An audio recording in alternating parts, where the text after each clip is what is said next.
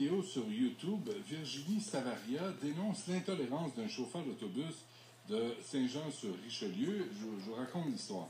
Virginie souffre de surdité et souffre aussi de cécité nocturne. Elle ne voit pas bien dans le noir, là. Pas comme nous, là, mais c'est particulier. Ce qui l'empêche, ça n'empêche pas de prendre son autobus tous les matins à 6h30 pour aller au boulot. Hier, Virginie a pris l'autobus, s'est assise dans un banc de la première rangée comme à l'habitude. Et peu après, le chauffeur est venu lui frapper les jambes. Virginie a tenté de comprendre ce qui se passait. Le chauffeur, il paraît qu'il était fâché, il était furieux. Et à un moment donné, il a même arrêté l'autobus pour lui indiquer la sortie. Et par des échanges avec ses voisins de siège, Virginie a finalement compris que la lumière de son cellulaire dérangeait le chauffeur. Alors, le voisin de Virginie, lui a écrit sur un papier pendant cet échange que c'était ça le problème, parce que Virginie finissait, elle ne comprenait pas ce qui se passait. Et le chauffeur, il paraît qu'il n'a vraiment pas été poli, qu'il a été même violent. Et finalement, c'est le voisin qui a laissé ses coordonnées pour appuyer la plainte de Virginie au service de transport de Saint-Jean-sur-Richelieu. Alors, Virginie écrit dans sa plainte, le chauffeur a perdu patience, s'est fâché, a arrêté l'autobus sur le côté, il s'est élevé vraiment en colère, il a dit dehors avec sa main, mais moi je vois rien, j'entends rien, je fais mon cellulaire, je le mets dans ma bourse, je suis en état de choc et je pense qu'il veut me mettre dehors, je ne bouge plus, je tiens ma bourse, je me sens mal, je suis angoissé, je réfléchis, je me dis j'ai vraiment fait des efforts pour comprendre ce qui s'est passé. Avec nous, le directeur des transports de la mobilité urbaine à la ville de Saint-Jean-sur-Richelieu, Luc Côté. M. Côté, bonjour. Bonjour, M. Détrudac. Alors, avez-vous reçu la plainte de Virginie Savaria, vous? En fait, on nous l'a transmise ce matin. Donc, la plainte n'est pas entrée par la plaignante comme telle. Donc, on l'a reçue de façon indirecte. OK, mais vous en avez pris connaissance? Oui, on en a pris connaissance ce matin, autour de 9 h. OK. Quelle vérification vous avez faite jusqu'à maintenant? Donc, ce qu'on a fait, c'est qu'on a rencontré le chauffeur. Il faut comprendre que dans le cas à Saint-Jean, c'est que Saint-Jean n'est pas propriétaire des autobus ni donc des chauffeurs. C'est notre transporteur qui le fait. Donc, on a quand même rencontré le chauffeur et aussi, on a vu l'autobus dans lequel l'événement est arrivé. Qu'est-ce que vous avez dit au chauffeur? Ben, le chauffeur nous a raconté sa version. Dans certains points, il y a peut-être un problème de perception de part et d'autre. Et quelle est sa version, chauffeur? Ben, lui, sa version, c'est que, effectivement, là, le cellulaire ou l'écran du cellulaire reflétait dans son pare-brise et nuisait à la bonne conduite du véhicule.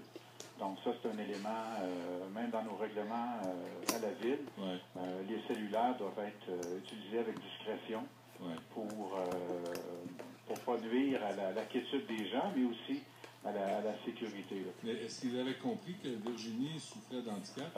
Non, il n'avait pas fait ce lien-là. Pourquoi il a donné des coups de pied et il lui a montré la sortie avec sa main s'il n'avait pas compris ça? Bon, ça c'est la version de Mme Virginie.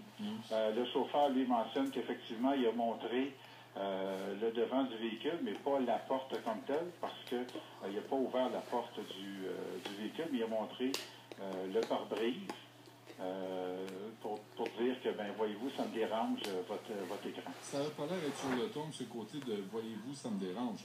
Il avait l'air pas mal bête, puis pas mal en manque de savoir-vivre, votre chauffeur.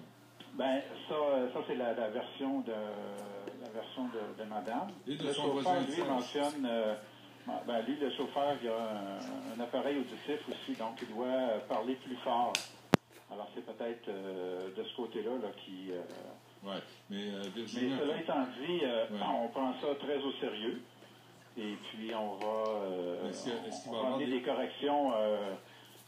sur les véhicules, afin que les sièges, les premières rangées des sièges, qu'il n'y ait pas de cellulaire. Là, pour la non, ça ne marche pas, votre affaire de ce côté. Là, vous ne comprenez rien au dossier. Là. Virginie a besoin de son cellulaire pour s'éclairer parce qu'elle voit à peu près rien. Et là, vous me dites, on va lui interdire d'utiliser son cellulaire. D'abord, avez-vous mis au pas On le lui chauffeur? interdit pas d'utiliser son cellulaire. C'est ça que vous On me lui dites. dit qu'à la première rangée, la personne ne pourra pas utiliser son cellulaire parce que les écrans reflètent dans les pare-brises des véhicules. Mais là, elle a un problème de cécité. Okay? Donc, si elle est dans la deuxième rangée, ben là, à ce moment-là, elle peut utiliser son cellulaire. Ce n'est pas une interdiction de la plaignante à utiliser son cellulaire. Ouais. Est-ce que, quand vous avez rencontré votre chauffeur, qu'est-ce que vous lui avez dit? Lui avez-vous dit, peut-être ton intervention aurait pu être autrement? Ben, moi, j'ai écouté sa version. Ça, c'est la première chose. Puis je l'ai comparé avec ce que Virginie a mentionné là, dans sa présentation YouTube. Et? OK? Donc, il y a des événements qui se concordent, mais au niveau des coups de pied, il y a vraiment une différence là, des opinions là-dessus. Avez-vous contacté le voisin de siège qui a laissé ses coordonnées pour appuyer la plainte de Virginie? On n'a quand pas même un témoin. Oui, on n'a pas les coordonnées, puis ça va nous faire plaisir de le rencontrer aussi. Et vous n'êtes pas non plus entré en contact avec Virginie comme telle? On n'a aucun lien pour la rencontrer. Mais tu sais, M. Côté, ça fait plusieurs fois, plusieurs histoires, pas nécessairement chez vous, là, mais où des gens se plaignent du comportement des chauffeurs d'autobus. Je comprends que c'est pas un job facile, je comprends qu'il y a de la pression, je comprends tout ça, là. Mais ça s'adresse souvent aux femmes.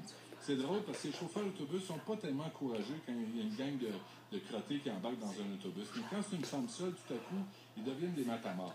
Alors, il faudrait peut-être revoir le service à la clientèle chez vous, peut-être, non?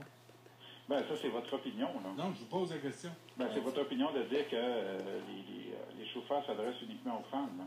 Non, non, dans ce cas-là, Nous, il n'y a pas dans ce cas-là, le chauffeur-là, il y a une équité, là. C'est que peu importe la personne, si la personne est assise dans le premier siège et que son appareil dérange la concentration du chauffeur, le chauffeur va lui demander de cesser l'utilisation de son appareil. Cette règle-là est indiquée nulle part pour l'instant.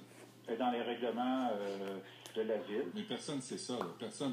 Il y a quelqu'un de bonne foi peut être assis sur le premier banc, ouvrir son cellulaire, qui a un reflet dans le pare-brise sans savoir qu'il contrevient à votre règlement. À l'heure actuelle, oui, mais ça va être corrigé très rapidement. Bon. J'en ai parlé avec le transporteur et puis on va réagir là-dessus pour que tout le monde soit informé. OK. Et le chauffeur... Donc, il y aura un avis à la clientèle, il y aura des messages dans les autobus concernés. Ça, c'est garanti.